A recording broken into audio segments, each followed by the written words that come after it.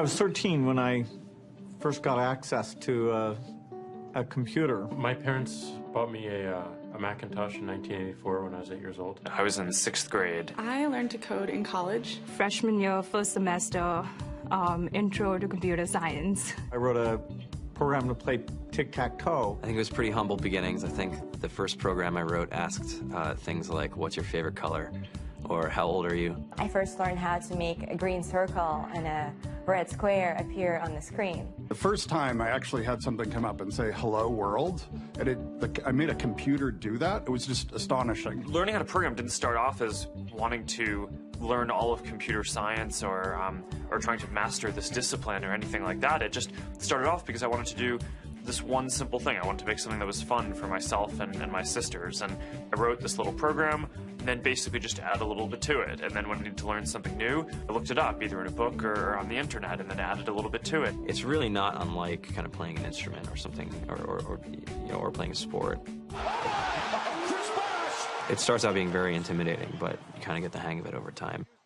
Coding is something that can be learned, and I know it can be intimidating. A lot of things are intimidating, but you know, what isn't? A lot of the coding that people do is actually fairly simple. It's more about the process of breaking down problems than, sort of coming up with complicated algorithms as people traditionally think about it. You don't have to be a genius to know how to code. You need to be determined. Addition, subtraction, that's about it. You should probably know your multiplication tables. You don't have to be a genius to code. Do you have to be a genius to read? Even if you want to become a race car driver or play baseball or build a house, all of these things have been turned upside down by software. What it is, computers are everywhere. You want to work in agriculture? Do you want to work in entertainment? Do you want to work in manufacturing? It's just all over.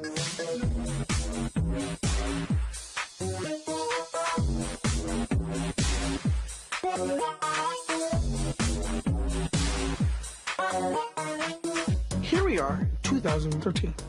We all depend on technology to communicate, to bank, information, and none of us know how to read and write code.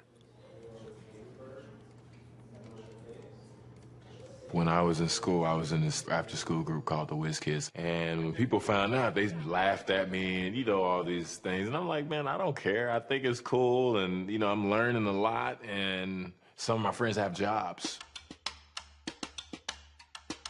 Our policy is literally to hire as many talented engineers as we can find.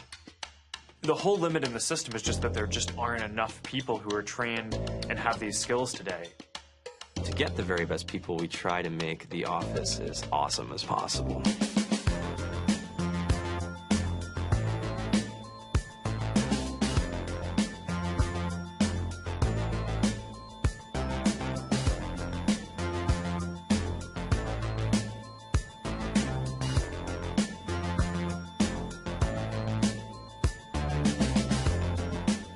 We have a fantastic chef.